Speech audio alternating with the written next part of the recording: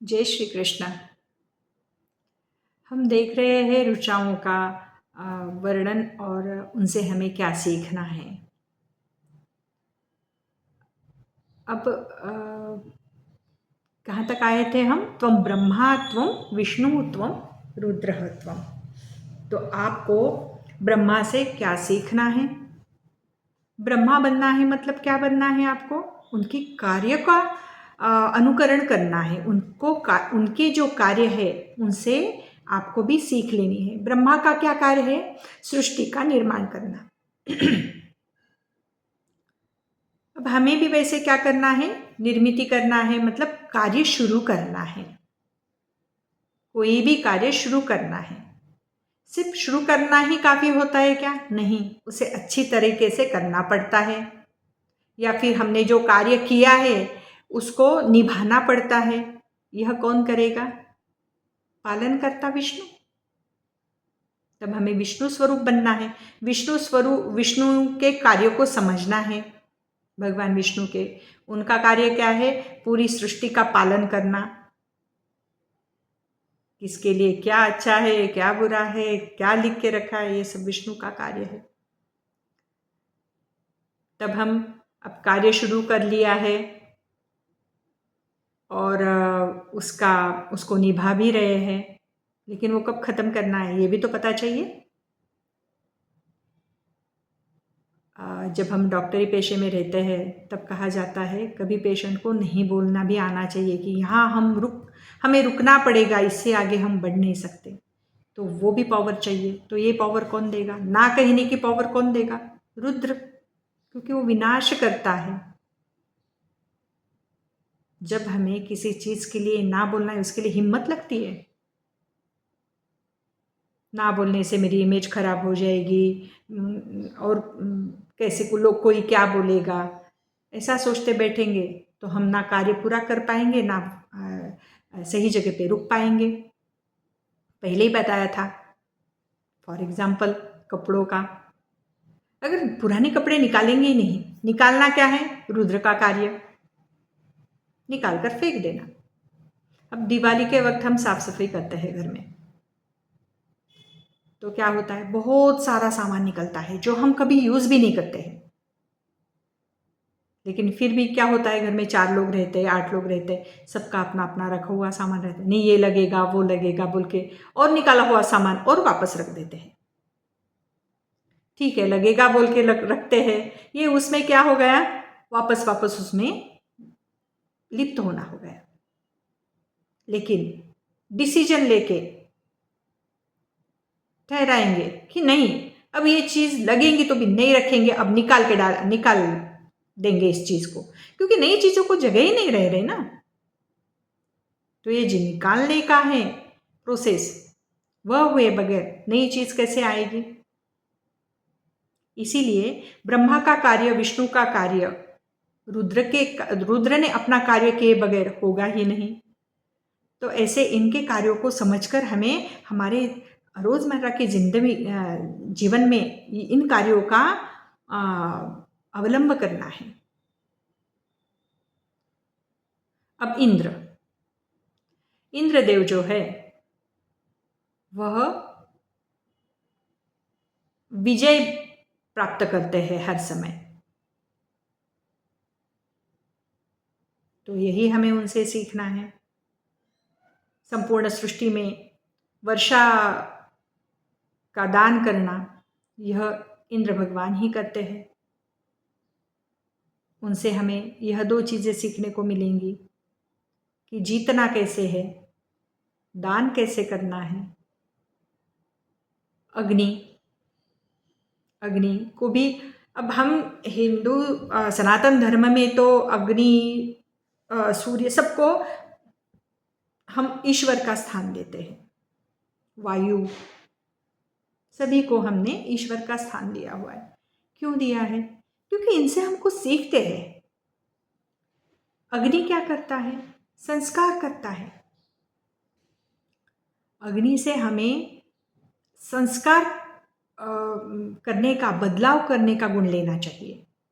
अग्नि क्या करता है? संस्कार करते हुए चीजों में बदलाव लाता है।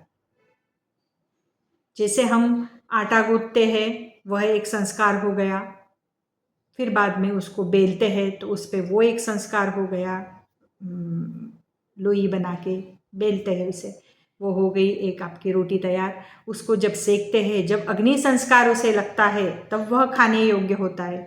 फिर वह खाने के बाद हमारे शरीर में भी अग्नि है, पाचकाग्नि, वह हमारे शरीर में अन्न का पाचन करती है। भगवद गीता में श्री कृष्ण भगवान ने कहा है अर्जुन से, अहम वैश्वानरः भूत्वा प्राणिनाम देहमाश्रितः। प्राणियों के शरीर में रहने वाला भी मैं अग्नि हूं। तो इस तरह अग्नि योग्य समय पर उसका योग्य प्रमाण में उपयोग करके हम उसके कार्य को हम सीख सकते हैं। सनातन धर्म में तो हर समय अग्नि का कितना बड़ा रोल है, जन्म से लेकर मृत्यु तक। जन्म होने के बाद भी हम होम हवन करते हैं, जो पूजाएं सूर्य पूजन वगैरह रहते हैं तब होम होता है। फिर बाद में विवाह के समय भी होम होता है जहाँ अग्नि प्रदीप्त किया जाता है, और अंतिम संस्कार में तो अग्नि रहती है। तो इस तरह से अग्नि का बहुत बड़ा रोल है हमारे जीवन में, और उस रोल को हमें समझना चाहिए। इस तरह से हम अग्नि बन सकते हैं। वायु क्या करते हैं? मरुत, हनुमान चालीसा में आया है, हनुमान जी जब लंका में गए थे तब उन्होंने वहाँ जो लंका दहन किया, तब उन्होंने कितने वायु चले थे, तब 49 वायु चले थे। तो इतने वायु चलने के बाद क्या हुआ? अग्नि ज़्यादा प्रदीप्त हुआ, और हनुमान जी का जो ये था कार्य था, उन्होंने कर डाला लंका दहन का। तो वायु जो है वह हमारे शरीर में भी घूमते रहता है। वायु के बगैर अग्नि अपना काम नहीं कर सकेगा। ये सब एक दूसरे पे डिपेंड है, और एक दूसरे के मदद से ही पूरे कार्य होने वाले हैं। इस तरह हमें वायु से उसकी चंचलता भी सीखनी है, और साथ में रुकना नहीं कहीं भी, यह सीखना है। कार्य करते समय रुकना नहीं है। अगर रुकेंगे तो अटक जाएंगे, कहीं भी अटकना नहीं है। बस चलते चलो चलते चलो, वो कहा है ना, चले चलो वैसे। फिर बाद में सूर्य का तो महत्व हम सब लोग जानते ही है। सूर्य तो जीवन है पृथ्वी के लिए।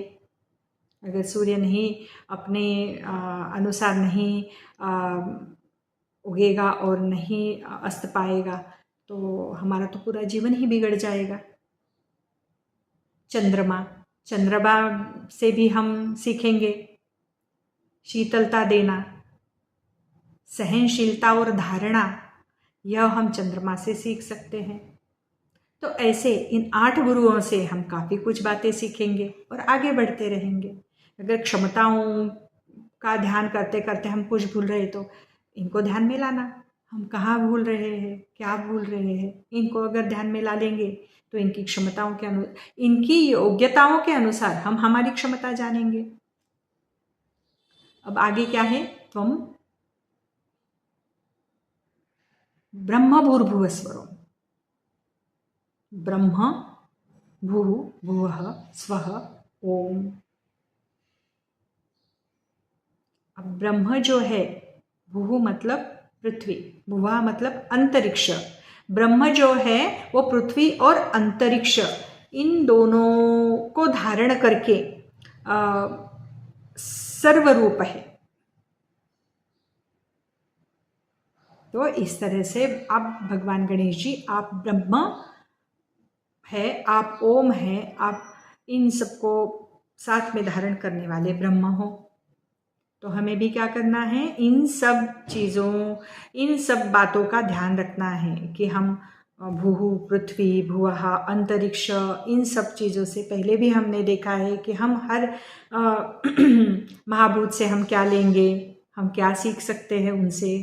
तो ये सब चीज़ें हमें सीखते हुए आगे बढ़ते रहना है, और ऐसे हम गणपति अथर्वशीर्ष की रुचाओं का पालन कर सकते हैं। इन ऋचाओं का पालन करते हुए हमें ध्यान करना चाहिए गणेश जी का। जय श्री कृष्ण।